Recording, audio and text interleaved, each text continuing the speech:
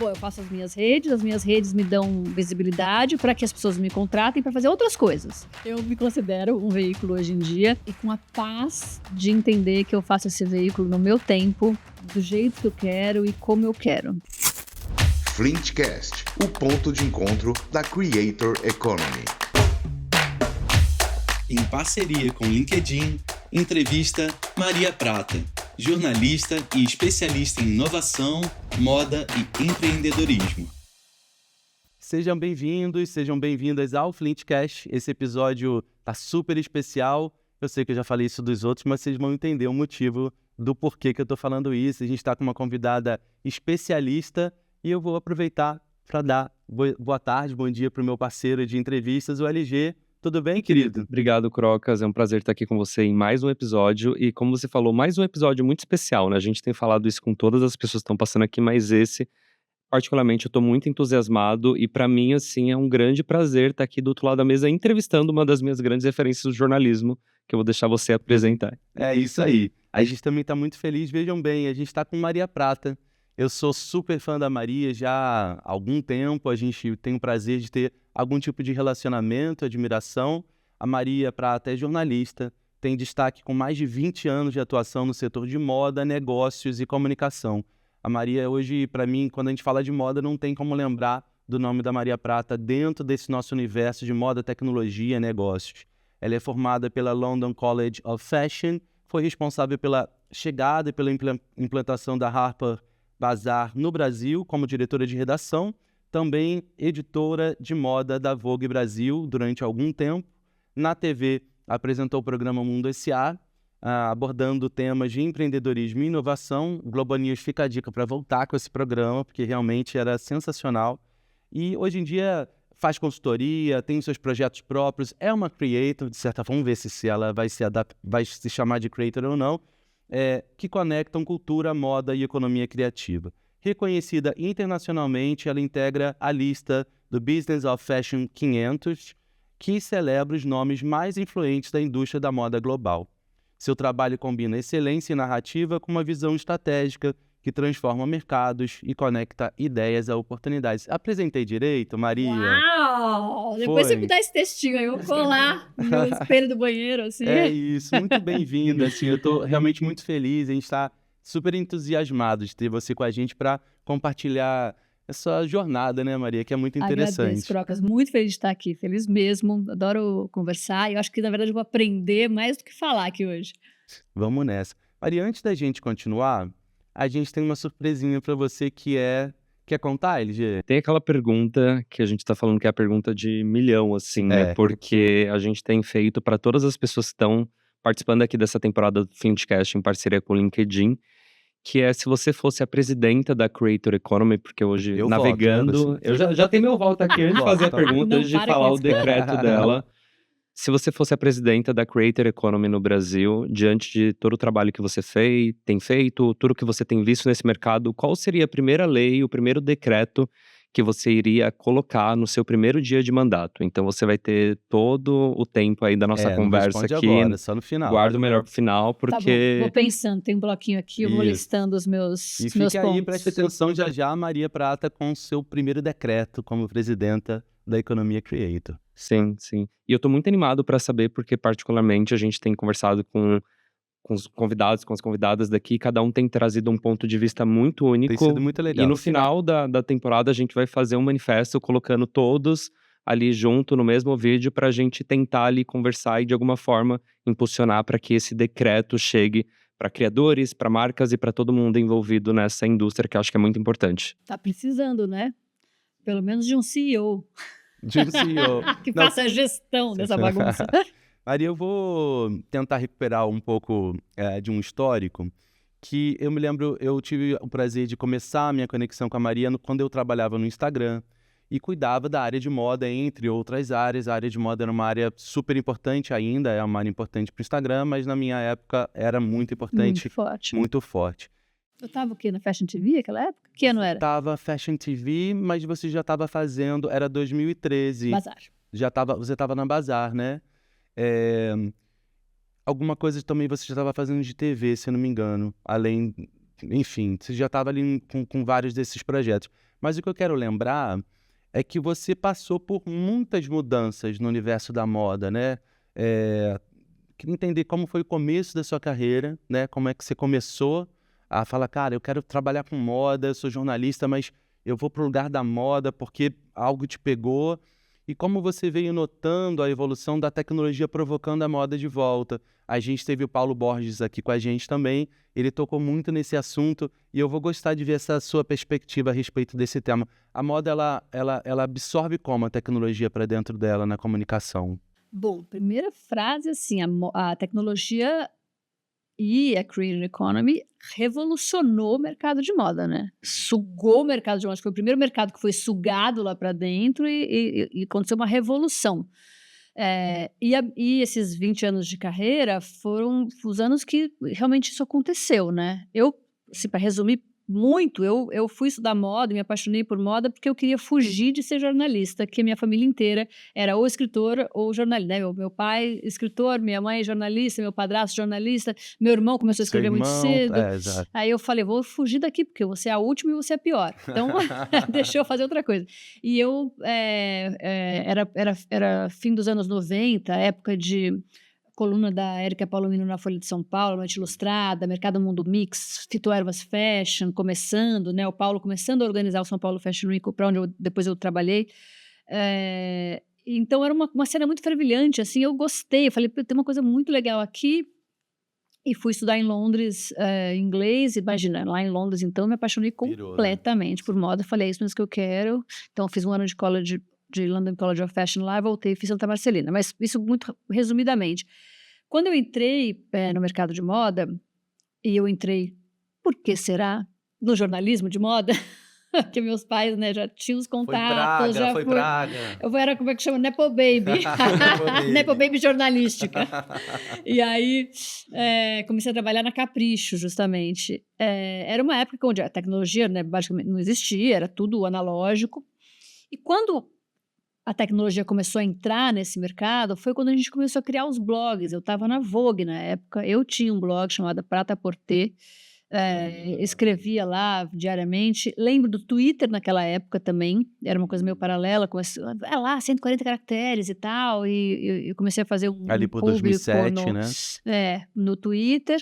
E aí, os blogs, lembro que tinham 1000 discussões, assim, nesses eventos de moda, blogueiro jornalista, porque os blogs eram de texto ainda, né? Não era só imagem, era texto. A Camila Coutinho apareceu ali, a Camila Coutinho foi assistente nossa na Vogue RG.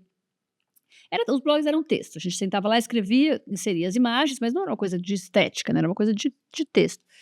E aí, bom, aconteceu que, basicamente, a moda precisou abrir as portas para um público que não era o público normal de um desfile, por exemplo, né? Os desfiles precisaram começar a trazer para dentro de casa as blogueiras que ficavam na porta, que faziam foto, que faziam sucesso nas redes sociais, que começaram a falar de moda com interesse, com paixão, e começaram a ser ouvidas cada vez com mais força.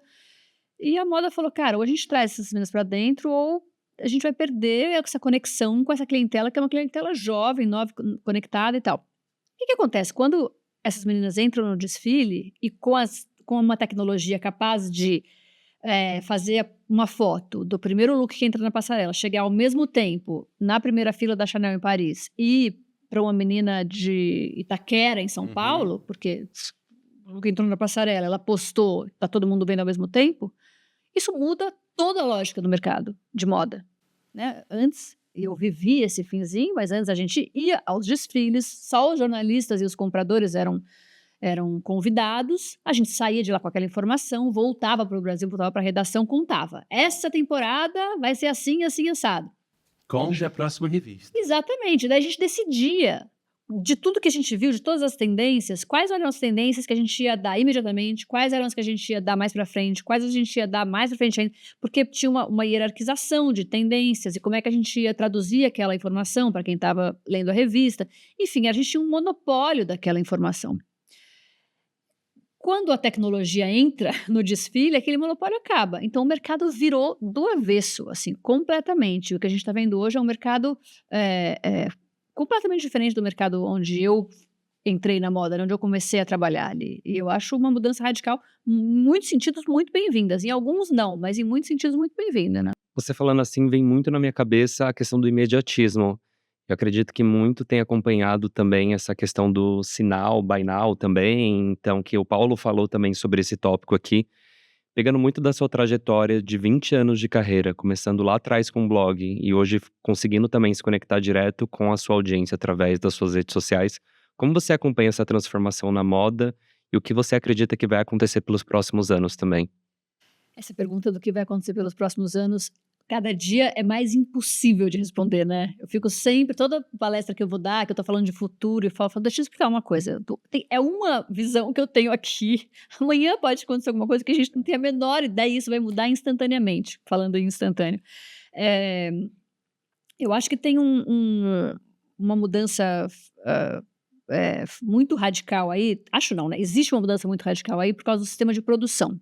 Então, como a gente ia lá e era só fechado para os jornalistas, a gente via os desfiles, a gente começava a colocar na revista 6 meses depois, então as marcas todas tinham esse tempo de produção, né? Começava a produzir aquelas peças que tinham feito só para passarela, e aí quando as coleções chegavam às lojas, a gente dava nas revistas. Quando começou a ser instantâneo, muitas marcas passaram a fazer isso que você falou que chama Sinal Buy Now, que é basicamente desfila o que vai estar na loja, porque para eles não fazia mais sentido desfilar uma coisa e esperar 6 meses para chegar na loja, num mundo em que tudo é muito instantâneo. Então, muita gente se movimentou para esse lado. E daí depois muita gente fez um U-turn, falou, opa, peraí, não vai funcionar. Porque ou a cadeia funciona todo mundo junto, ou a cadeia não funciona, porque não... você entende? São poucas... Bom, são algumas, né? Tecelagens, a indústria química de cor, né? De tintura, aí o mercado inteiro, a produção, a fábrica, não sei o quê, os fornecedores hoje em dia de muitas marcas são, às vezes, os mesmos. Então, ou você cria uma cadeia de produção em um mercado que acompanha aquele processo do começo ao fim, ou vira uma zona. Então, tem marcas menores, mais... quase artesanais, isoladas, que conseguem fazer isso. As grandes marcas tentaram uma época e não conseguiram. Mas encontraram saídas fazendo microcoleções. Então, entre as temporadas tem coleções menores, que daí sim, é sinal buy. Se no Instagram now, buy na loja now, né? O se é na rede social e não no desfile. E collabs, porque as collabs também, eles fazem agora e vende agora, e faz agora e vende agora. Enquanto o mercado vai fazendo a sua dança lá para conseguir entregar as coleções nas lojas 6 meses depois. Sim. E uma coisa que eu reparo nisso do primeiro collab, eu acho super interessante. Acho que a gente aprendeu de vários outros mercados, mas a moda é um dos que faz isso de uma forma muito bem, precisa, né? Muito boa. Você sempre trouxe também para os seus temas a parte do negócio, né? Do business, que normalmente a gente acha que jornalista não entende business, quem é criativo não entende de negócio, é o que a gente aprendeu desde criança, né? Nós escutamos isso tanto que tem gente que acreditou, e eu particularmente dei a sorte de não acreditar nisso. Eu gosto da criatividade e do negócio colado um no outro. O que você repara hoje de uma sensação de que o que era um preconceito no passado com blogueiros, com blogueiras, com os formadores de opinião, que ainda tem hoje, né, do digital, mas hoje inverteu a ordem. Um jornalista que não utiliza as redes sociais para um jornalista, só para citar, porque você está na minha frente, poderia ser qualquer outra profissão, mas que não utiliza bem do recurso da rede social para vender o seu peixe, para se colocar, para se tornar relevante, ter a sua reputação bem formada, perde espaço, né, Maria? Essa ordem mudou e eu queria entender uma análise sua que está dentro desse furacão de como é que, em termos de negócio, se as pessoas que trabalham com moda não estiverem nas redes sociais de uma forma um pouco mais profissional, elas vão se perder de alguma forma. Estou num caminho errado de raciocínio? Não, está no caminho certo. Acho que a gente está falando de várias coisas, né? A história dos negócios, na minha vida, foi... Eu não tinha a menor ideia que eu era capaz de falar de negócio. Foi a Eugênia Moreira, que era a diretora da Globo News, que me convidou para fazer o Mundo S.A. lá, que era um programa que existia já há 20 anos, quando eu peguei, que falou, eu quero o seu olhar de tendência. Eu quero que você traga para o universo dos negócios o seu olhar de tendência. Adorava o seu programa, adorava, eu não perdia nenhum. Isso foi uma sacada da Eugênia, porque eu não sou a pessoa do número, do negócio, do planejamento, não é por aí que eu olho o negócio. Foi exatamente isso que ela entendeu antes de mim. Porque quando eu comecei a fazer o Mundo S.A., eu falava para ela, a palavra empreendedorismo nem estava na moda ainda. E eu falava, mas Eugênia, falar de empreendedorismo, eu falo de sapato, eu falo de bolsa. E ela, claro, eu quero o seu olhar de tendência. O que ela entendeu muito rápido? E eu entendi assim que eu comecei a fazer o Mundo S.A. e comecei a pesquisar a pauta e tal, porque ela queria que fosse um programa mais quente do que os programas de negócio, né? Que fosse um programa que fosse conectado ao que estava acontecendo no momento. Que caiu no meu colo um período, um tempo, uma época muito incrível dos negócios, que era justamente a tecnologia revolucionando todos os mercados. Então, a gente falou antes, lá em 2014, eu falava de food tech, eu falava de fintech, eu falava, enfim, de creators. Eu lembro um programa que a gente fez que era... nem tinha esse nome, eu não sei qual era o título que a gente usou, mas era isso, eram pessoas... Acho que eram Instagrammers que vocês usavam. Era assim, pessoas que criaram e fizeram seus negócios nas redes sociais. Então, era assim, era uma doceira que só vendia no Instagram, eu lembro da doceira, não lembro mais, uma floricultura que só vendia online. Então, era muito, não tinha nome isso. Era numa bicicleta. E era muito, tinha, na Bela do Dia não era no Instagram, tinha Bela do Dia, foi um outro programa que a gente fez. Mas, enfim, era uma coisa muito nova, assim, dessas pessoas se fazendo nas redes sociais. Então, só dividindo sua pergunta em partes, a primeira como foi incrível poder tratar de negócios com um olhar de tendência e inovação. Porque era aquele momento, né? Só naquele momento aquilo poderia começar a existir. E não um negócio como uma coisa mais fria, né, menos conectada às tendências de uma maneira tão forte. Essa é uma coisa. A outra coisa em relação aos jornalistas e as profissões que precisam estar nas redes, eu acho que hoje em dia uma palavra muito fundamental é comunicação. Como você se comunica. E você tem milhares de ferramentas para isso. Antes você tinha uma, duas, né? Tinha uma coisa aqui, uma coisa ali, uma marca grande fazia televisão, e mesmo assim dentro da televisão, qual era o espaço mais privilegiado, né? No intervalo do Fantástico, sei lá o quê. E hoje em dia isso está muito pulverizado. Então você tem milhões de formas de se comunicar. Sejam diversas redes sociais, seja um podcast, seja em eventos do tipo um Web Summit, um SXSW, como você se comunica com as pessoas que você precisa internamente, externamente, enfim. E até, por exemplo, mudei um negócio no meu banco lá recentemente e entrei para uma outra área. A quantidade de conteúdo que eu estou recebendo é incrível. Gente, que incrível. E tudo isso é conteúdo, não é produto. Não é produto do banco. É conteúdo. Isso aconteceu isso hoje e tal. Essa semana foi marcada por isso. Isso também, né? Essa comunicação é muito nova. Então, eu acho que as pessoas e as marcas que não estiverem dispostas e interessadas em se comunicar muito bem com o seu público, com o seu consumidor, com os seus fornecedores, com os seus colaboradores, hoje ela não vai conseguir ir para frente. Talvez antigamente a gente fosse só uma questão de produção, de planejamento, de estratégia, não sei o quê. Hoje em dia a comunicação é muito importante. E ampliou, né? Tem muito mais gente com essa possibilidade de se fazer. Isso era muito restrito para um grupo de bolha de pessoas que tinham dinheiro, né? E até isso é muito relacionado também com o papel dos criadores e dos influenciadores que hoje sentam nas primeiras fileiras dos desfiles. E de alguma maneira eles estão impactando também essa economia, falando ali da questão da compra e do consumo. E para as marcas se adaptarem a isso foi um processo, né? Não foi da noite para o dia que aconteceu essa transformação, muito pautado de que, imagino eu, que as marcas entenderam que eles têm um papel de protagonismo direto no consumo daqueles produtos que eles estão oferecendo ali. Como que você avalia essa transformação que teve e qual o seu entendimento em relação ao papel do influenciador, de um creator ali que senta na primeira fileira de um desfile e que de alguma maneira faz com que a marca tenha mais venda direta ou tenha uma liquidez maior? Eu acho que tem dois lados, né? Eu acho que o mercado teve que se adaptar, as marcas tiveram que entender como lidar com isso e os criadores tiveram que aprender a ocupar aquele lugar. Porque nesse meio de caminho, né, quando os criadores não eram tão profissionais, era gente que aparecia porque tinha um look incrível e estava na porta do desfile, começava a fazer muito sucesso, mas é o look.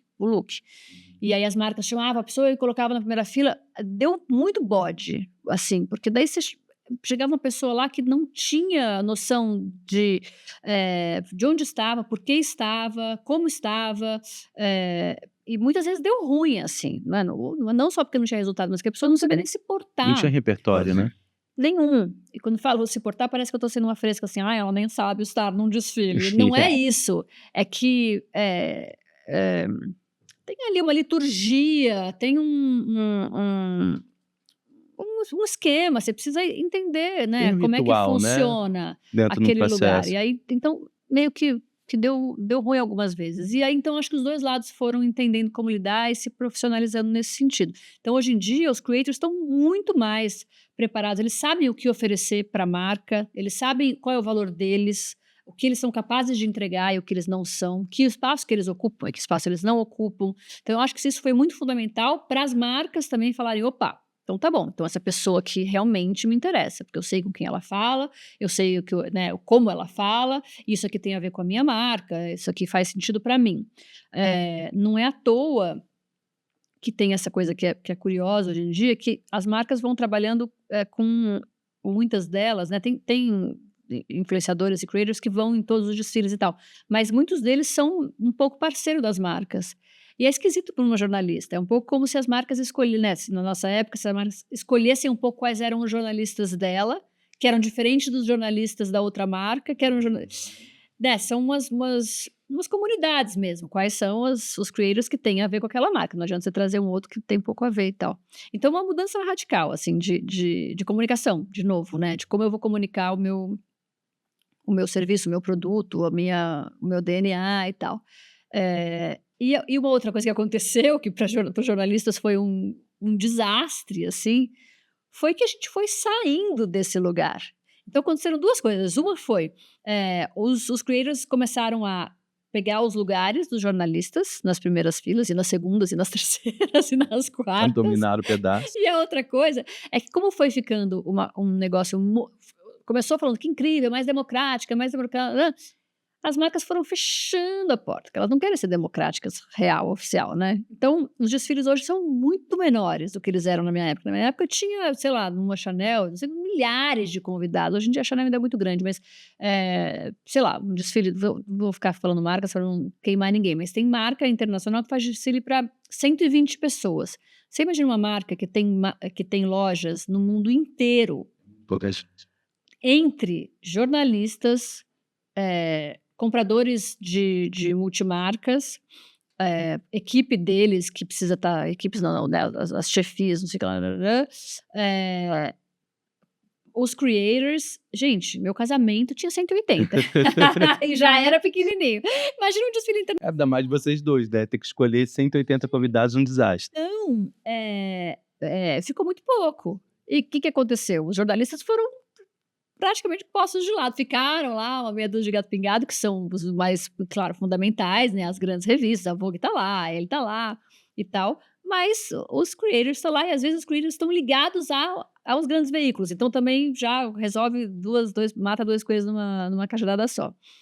Mas, ou seja, resumindo, mudou demais, e aí tem sempre uma pergunta que me fazem, e já vou me adiantar aqui, mas você acha... tem sempre um olhar um pouco enviesado, assim, para esses creators de moda.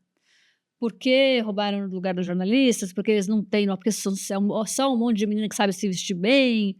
E você concorda com isso?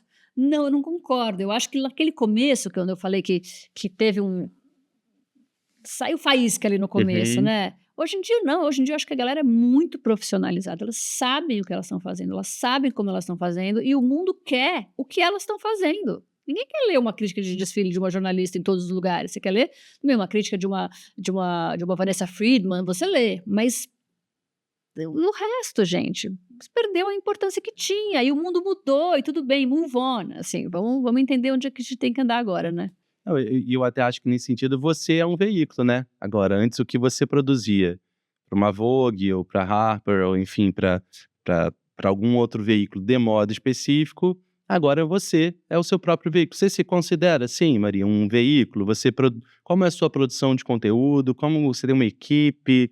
Como você faz para levar a Maria Prata corporações adiante?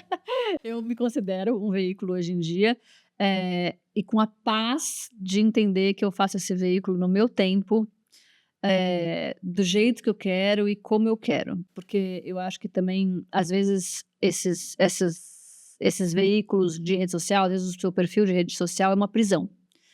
Você precisa postar, você precisa fazer, você precisa estar, você precisa ser melhor que o outro, você precisa. E eu acho que isso muitas vezes é uma prisão. E a moda já é uma prisãozinha. Eu já passei, eu já fui presa nesse lugar durante muito tempo. Então, eu tenho a paz, assim, de eu não posto todo dia.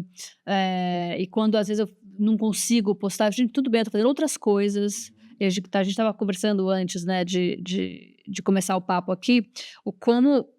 Bom, eu faço as minhas redes me dão visibilidade para que as pessoas me contratem para fazer outras coisas. Às vezes, a visibilidade vem, por exemplo, então, às vezes eu faço publi, mas eu não faço tanto publi, eu faço mais mediação de evento, palestra, que é fora das redes. Mas eu preciso estar aqui fazendo, né, o meu... Uma coisa levou a outra, né? Explicando, isso, mostrando meu conteúdo para que me contratem em outros lugares. E às vezes, as coisas que eu faço fora das redes me engolem do jeito que eu não consigo fazer as minhas redes. E daí, ai meu Deus, mas e as redes que eu faço?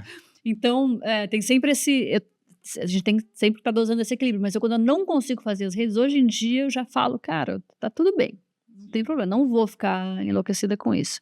Eu tenho um time de 2 garotas incríveis, a Jamile e a Nico. Adoro saber dos times. Sim. Não, são maravilhosas, maravilhosas. São meninas novas, de 20 e poucos anos, com sangue nos olhos, com interesse fora da curva, assim, e que me trazem muita coisa, é muito legal. Assim, a Nico é designer, mas eu falo que é minha CEO, a Jame é jornalista, mas também fica dando pitaco no design. É um time Ótimo. bem Multidisciplinares acabam, né? assim, que eu adoro e que me alimenta muito. Eu gosto muito. Legal. Desculpa, Lígia, só para não perder um ponto que ela falou sobre public post, Sim. né? Que era algo impensável para um jornalista, né? Ainda é, né? Ainda é. Como faz isso? Porque eu particularmente sou a favor, eu acho que você tem uma reputação boa o suficiente para poder fazer também uma publi. Eu acho que a recomendação ela passa nisso. Isso é a minha opinião particular. Mas eu vejo que isso é polêmico. No seu métier de turma, como você lida com quem fala que acha bom, quem acha que não fala ruim?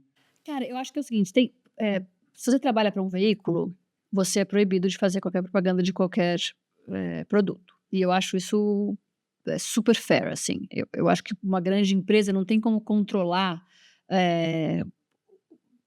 o quanto tem conflito de interesse naquela propaganda que aquele profissional está fazendo.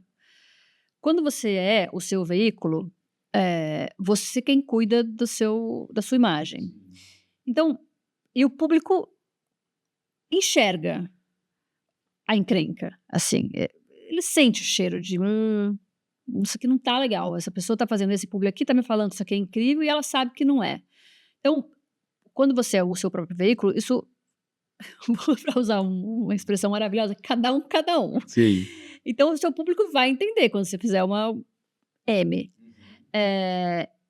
Então, ou você tem uma verdade, uma noção do que você está fazendo, uma identidade muito forte, onde cabe tal coisa e não cabe tal outra coisa, ou a médio e longo prazo você vai perder a sua credibilidade. Eu trabalho dessa maneira, assim, tem coisas que chegam para mim que eu falo, não, obrigada, adoraria ganhar aquele dinheiro. Claro. Gente, todo mundo precisa de dinheiro. É isso. Mas às vezes eu falo não. Ou às vezes chegam coisas que eu falo, peraí, deixa eu entender o que é direito, para ver se eu faço. E aí, se eu achar que sim, que não, eu acabo fazendo. Tem uma história que eu gosto muito de contar, que é um publi que eu fiz para Riachuelo dos uniformes das Olimpíadas. Bom, chegou... Que foi um bafafá, né? Foi. Em abril, chegou para mim um orçamento, Riachuelo, uniforme das Olimpíadas. Aí a minha agência falou, chegou esse orçamento aqui, mas a gente tá rolando como chama? Um burburinho, digamos assim, né? Não sei se é a palavra, uns backlash. Tá rolando um backlash nas redes, a gente queria saber se você acha que você quer fazer ou não. Daí eu fui ver o backlash. O backlash era assim, ai, que pobre! Todas as marcas, todas as delegações com marcas internacionais e o Brasil de Havaiana e de saia, que pobre, que pobre. De Riachuelo, que pobre. Pode ficar falando nome de marca aqui? Sim. E aí eu falei, é esse o backlash? Eu faço questão de fazer esse publi.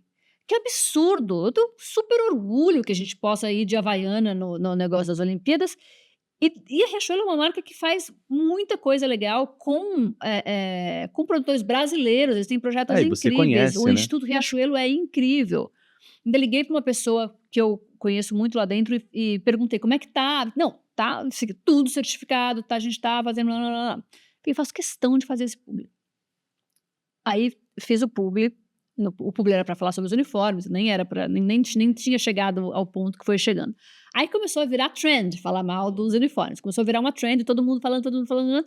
Bom, meu publi já tinha ido ao ar há uns 2 meses atrás, começaram a buscar o meu publi lá embaixo. E todo dia eu abri o Instagram, todo dia não, cada hora eu abri o Instagram, tinha assim, 50 comentários, 100 comentários, 50 comentários, 40 comentários, 30 comentários. Gente, sim, o que eu faço? Vou fazer um post comentando essa história, que é absurdo vocês ficarem falando esse absurdo. Deixa eu contar a história das bordadeiras do Instituto Riachuelo, blá, blá, blá, blá, blá. Bom, daí no fim, eu falei, gente, eu vou precisar tirar esse post do ar, e a Riachuelo foi muito parceira. Eles falaram, Maria, você tá matando no peito uma questão que é de uma empresa, é PJ, você tá matando no peito pessoa física, uma questão que é de PJ. Não tem problema, tira, tamo com você, tá tudo certo.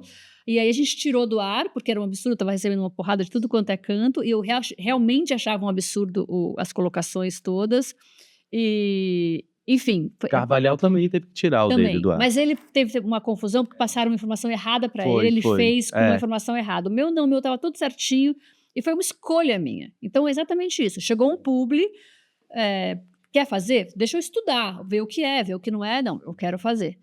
Porque, afinal de contas, gente, a gente precisa de dinheiro para viver. Então não adianta também falar, não vou fazer nada. Vai viver de quê? O veículo vive de receita. De receita, então, de publicidade. É exatamente isso. As empresas, os grandes veículos vivem de publicidade. Claro, Se eu sou o meu veículo, como é que eu vou sobreviver? Né? Então é isso, só entender como. Acho que essa história vai ficar enorme, para não sei se vai dar pra editar, a gente adora. Não tem com certeza, isso, não. eu particularmente eu lembro quando você postou o publi, e eu acompanhei muito a história da Riachuelo, porque eu acompanho também muito de perto o André, que é o CEO da empresa lá no LinkedIn. Ele compartilha muito, ele fala muito sobre o instituto, sobre esse trabalho que vem sendo feito. Então foi legal ter o seu olhar como uma creator que teve ele também à frente e falando direto da marca e de toda essa questão que envolveu. E até você trouxe uma palavra que me prendeu muito, que quando falo de Maria Prata, eu particularmente associo muito, e muita gente casa com certeza, que é a credibilidade. E você tá há 20 anos navegando nesse mercado e você consegue, nesse meio tempo, manter uma audiência que te acompanha desde lá atrás do blog e consegue solidificar uma nova audiência de outras gerações que estão chegando e que estão conhecendo você pelo Pílulas da Prata, que você compartilha no Instagram, que eu particularmente adoro. Eu tava falando aqui que ela tem que levar esse Pílulas pro LinkedIn também, porque com certeza... levar agora, né? Já tá falado. E como é para você manter essa credibilidade depois de tanto tempo e conseguir navegar entre diferentes gerações com o mesmo assunto? Sei lá. Difícil de responder isso. Demais, né, Maria? Não, eu acho que a credibilidade, de novo, tem a ver com o lugar onde eu tô, assim. Putz, sei dizer por que eu estou nesse lugar, né? Assim, acho que tem uma coisa do que eu acredito. A moda é um lugar muito difícil, assim. Eu falei da prisão, né? As pessoas, muitas vezes a moda é uma prisão. Muitas vezes as pessoas, para sobreviverem na moda, precisam virar personagens de si mesmos também. E aí, para virar personagem, você também cria uma mentira ali na frente que é difícil de acessar a pessoa. Você não sabe muito bem quem é aquela pessoa e tal. E eu acho que eu fui muito fiel a mim mesma, assim. Eu não sou uma fashionista, assim, eu não sou a que me veste melhor, eu não sou a que entende mais de moda. Tem muita gente que entende muito mais do que eu, que tem um know-how muito mais específico em várias áreas, mas eu acho que eu tenho esse olhar meu, até por ser um pouco de fora, às vezes me me traz uma certa vantagem, assim, um olhar que um olhar mais crítico, um olhar, enfim, eu tô olhando para coisas que talvez as pessoas não estejam olhando, não sei, Uhum. É difícil, é uma né, olhar. hipótese, assim. E a coisa da credibilidade é um princípio isso, né, eu não vou, eh, não vou ser babaca, não vou puxar o tapete de ninguém, não vou, as pessoas fazem muito isso. Na moda isso era bonito até muito pouco tempo, ser babaca na moda, Teve um filme disso, né? né. E isso no mundo inteiro, não é no Brasil, não é na Vogue, é no mundo inteiro, todo mundo. Então é bonito você olhar para o lado na primeira fila e ignorar a pessoa que está chegando, que é uma pessoa que não está ali ainda e tal, né. É bonito você falar: "Ai, essas blogueiras". Isso é bonito, isso é incentivado na moda.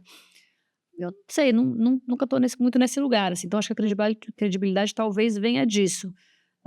Fico feliz de ouvir, toda vez eu fico feliz de ouvir isso, que eu falo: "Ah, que bom, não foi uma coisa que eu planejei, mas acho que é uma coisa que me acompanhou", né. Tinha uma outra parte da sua pergunta.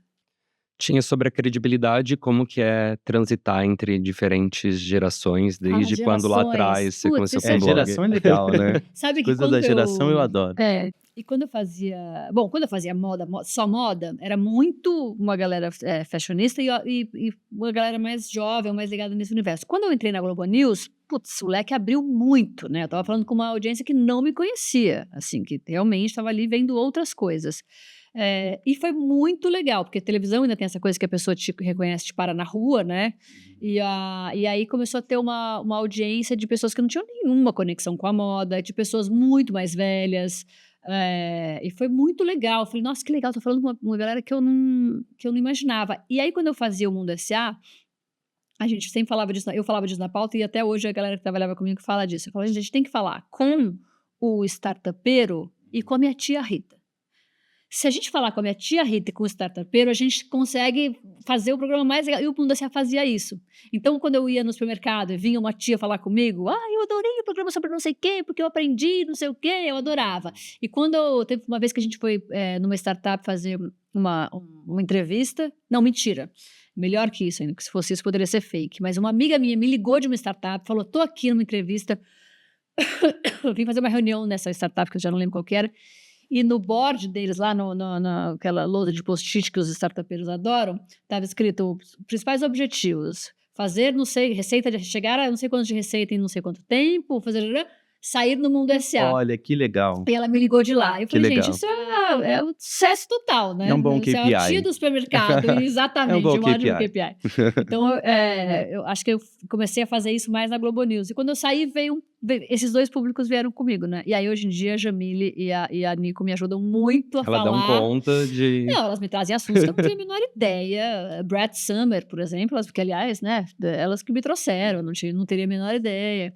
E eu não sei se você soube, mas eu fiquei sócia de uma agência de publicidade Ai, que agora. legal. Não, Eu sou me sócia da conta Out isso. of Office, que é Olha uma agência de só, publicidade que começou no digital. que Eles demais. são super especialistas em social, sabem tudo, e também uma galera mais nova, e que para mim me alimenta muito, trouxe um assim. furo pra cá, hein. Opa! E eu acho legal porque tem muita gente interessante nascendo desses layoffs, desses cortes, demissões, que são desesperadores para muita gente. E por outro lado, quando a gente começa a olhar o lado bom das coisas que a gente tem que procurar, né, Maria, para poder viver, a gente começa a ver umas pessoas surgindo com ideias novas, um projeto diferente, Isso chama né? envelhecer. Isso é muito É muito interessante, legal. né? Muito interessante. Você sai de coisas que, por algum tipo de privilégio ou ter conquistado aquilo, você não precisa mais fazer, você vai fazer uma outra coisa. O que você acha que isso teve de colaboração dessa indústria da creator economy de algum jeito? Porque ela sacudiu a moda, mas ela está sacudindo tudo na realidade. Eu acho que é uma entranha inteira se mudando. Eu fico um pouco sempre receoso quando eu ouço só falar da creator economy na publicidade, porque parece que a gente está querendo salvar a publicidade e eu, particularmente, não tenho a menor pretensão de salvar a publicidade. Eu acho que a publicidade, ela sozinha já se mantém como... Desde sempre que eu nasci, a publicidade está se reinventando e sobrevivendo, né? A gente ouve isso o tempo inteiro. Eu nunca ouvi a publicidade não sobrevivendo a alguma coisa. Ela está sempre sobrevivendo a alguma coisa e ela sobrevive de um jeito muito, muito forte e interessante. A Creator Economy não vem para salvar a publicidade, ela vem para se estabelecer como uma indústria. isso dentro do que você aprendeu de moda, de negócio, da tecnologia, o que tem de melhor que a Creator Economy poderia trazer para ajudar a nossa indústria da criatividade e da moda, que é uma indústria que podia empregar muito mais gente, né, Maria? Então, eu acho que a primeira coisa da Creator Economy é, de novo, a comunicação. E nesse sentido, quando você pergunta o que a publicidade pode aprender, e está aprendendo. Então, a publicidade está se renovando e está aprendendo a se comunicar com muitas pessoas com as quais eles pararam de se comunicar porque começaram a falar uma outra língua. É um pouco, a publicidade está passando a mesma coisa pela qual a televisão está passando, né? Os grandes mercados estão passando por isso. Como eu faço parte desse mundo novo, né? A publicidade, claro, com muita necessidade de fazer essa mudança, porque o dinheiro, né, o interesse, o desejo está muito pulverizado hoje em dia. Eles têm que aprender a se comunicar com esse novo público. Por isso que a Out of Office é muito legal, porque é uma agência que já nasceu nesse lugar, né? As agências todas ainda estão se entendendo, já é nativo desse lugar, né? E a Out of Office está super dentro, né? Os sócios, o Thales e a Bia, trabalhavam no marketing da Melissa, vieram de lá, se conheceram lá, e a Cata é uma das fundadoras do Still the Look. Na venda para o Magalu, ela se juntou ao Thales e a Bia para criar a Out of Office. E é muito isso, assim, eles entendem, eles falam uma língua, eles se comunicam nesse lugar. Então, acho que a história das redes, de social, eles chegam para dar essa chacoalhada e para reorganizar. Agora, eu tenho medo também de só ficar falando como é incrível a Creator Economy, depois quando a gente foi falar da minha versão CEO, rainha, o que às vezes quer presidenta, né, da Creator Economy. Vou falar sobre isso. Eu gosto. Rainha da Creator Economy. Tu tá mais para CEO, de uma gestão ali.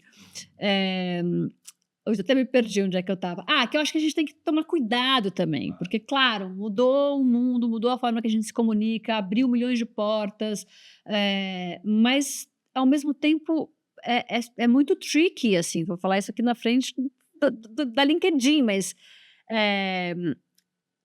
a gente está trabalhando para grandes empresas que a gente muitas vezes nem sabe como funciona. Para casa de aluguel, né? Então, é muito difícil você brigar ali. Quais são as maiores dificuldades que a gente tem? Eu, como creator, vamos ver se a Maria se coloca nesse lugar, eu muitas vezes me coloco. Não sei se creator é a palavra, mas assim, eu utilizo essa plataforma. Claro, você é uma criadora, sim. E muitas vezes fico, mas peraí, como é que funciona esse negócio aqui, né? Porque não sou eu que dito as regras. Eu estou trabalhando para um lugar, achando que aquilo é meu, que eu tenho propriedade, que aquilo é o meu conto, mas não sou eu que dito as regras e eu não sei quais são as regras. Então, vamos chegar lá daqui a pouco nas ações da presidenta, mas eu acho que a gente tem que tomar esse cuidado. Um outro cuidado que a gente tem que tomar...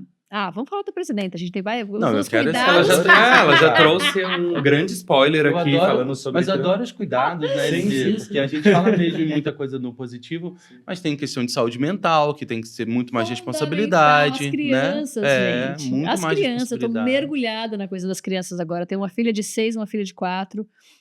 Isso precisa ser proibido para crianças. Proibido, e assim, é imediato, né? A gente tá vendo algumas coisas acontecerem. A Austrália agora proibiu para crianças com menos de 14 a 16, 14. E a gente está vendo movimentos muito interessantes acontecerem. O Brasil proibiu nas escolas, mas a gente precisa regulamentar, assim, urgente. Não é brincadeira, faz mal sim. Se faz mal para a gente, imagina para as crianças. Então, acho que é importante a gente falar muito disso, porque é falando que as pessoas entendem e criam essa consciência, e aí a gente passa a lidar com isso de uma outra maneira, né? Eu, como um adendo a isso, antes da gente chamar a presidenta para a sala, eu fui pesquisar sobre essa questão da Austrália. Ela mexeu muito comigo. Eu sempre falo proibido, me dá um certo... eu tenho algum gatilho com a história do proibido, censurar e etc. E eu vi que a Associação Brasileira de Ciência, a ABC, ela tem uma forte recomendação feita esse ano de que, ao invés de proibir, o ideal seria ter uma aula de ensino midiático nas escolas. Que à medida que a gente ensina para as nossas crianças o uso, como é que a desinformação pode acontecer, elas são muito inteligentes, as nossas crianças são muito mais inteligentes do que a gente era no passado, graças a Deus, né? Tomara que isso aconteça ainda mais. Então, que elas conseguem aprender e discernir com mais antecedência o que é desinformação, o que é fake news, o que é problema de ciência, negacionismo, enfim, tem todo ali um lugar, bullying. Então, é quase um antídoto acontecendo com a educação. Então, eu tenho um pouco de preocupação com a história da Austrália proibido e tal, só porque talvez não tenha dado tempo suficiente para a gente ver se a proibição é melhor do que se a gente educar. Posso discordar? Com toda certeza. Eu tenho acompanhado isso e estou mergulhada nesse assunto. Bom, né, esses dados começaram a chegar depois desse livro que chama Geração Ansiosa, do Jonathan Haidt, que ele começou a juntar estudos feitos nesses 10 anos em que as crianças tiveram acesso às redes sociais. O que a gente sabe? Que o cérebro infantil não está preparado para o que ele é exposto nas redes sociais nessa idade, né? Um cérebro de 14 anos já está um pouco mais preparado, 16 seria o ideal. Neste caso, né, com tudo que eu estudei, com tudo que eu vi, com todas as pesquisas que eu li, com tudo, e não foi pouca coisa, eu acho que a proibição é muito necessária, assim, por exemplo, como a proibição de dirigir.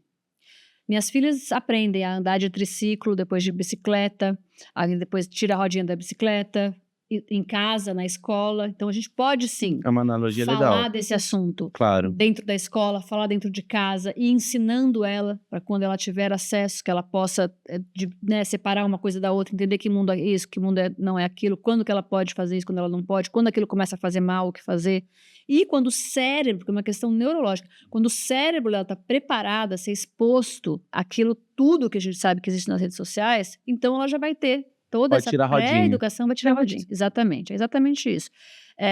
O que a gente está constatando, né, os números são muito assustadores, e eu não acho, justamente por ser uma questão neurológica, eu não acho que o ensino nessa idade funciona, porque é uma questão da maturação do córtex central, sério, sei lá, estou falando uma besteira aqui, mas de não estar maduro o suficiente para ter contato com tudo aquilo. A gente está vendo, Crocas, o índice de suicídio de jovens aumentar consideravelmente entre as meninas.